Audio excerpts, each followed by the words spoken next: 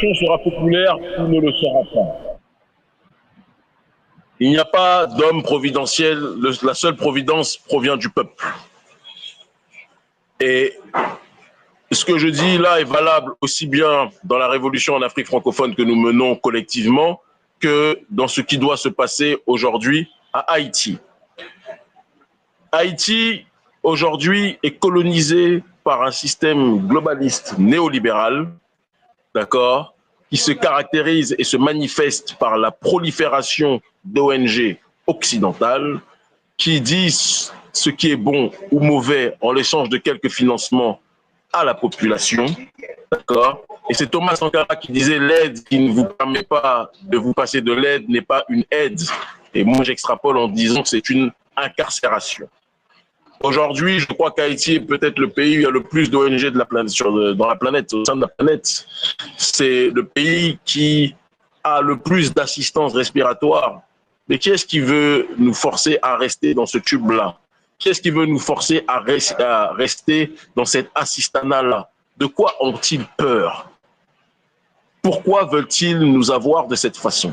Et ils savent qu'en colonisant les sociétés civiles par le biais de la cooptation via le processus de ces ONG, elles arrivent à façonner petit à petit une partie du psyché de la population qui est tellement précarisée que si des entités viennent et se disent on va vous aider, on va vous financer, on va vous donner quelques projets, ils vont orienter la réflexion et la pensée d'un certain nombre des nôtres.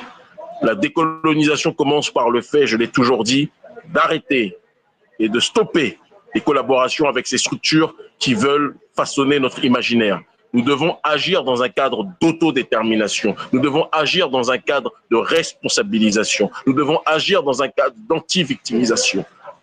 Et c'est comprendre que le monde est en train de changer, que l'hégémonie occidentale américaine, par exemple Open Society et tout ce qui s'ensuit, ces structures-là sont des structures qui ont un agenda globaliste.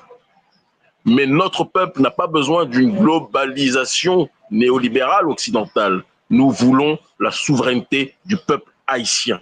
Et ces deux principes sont en contradiction, en opposition, en scission. C'est la démarche dans laquelle nous devons être.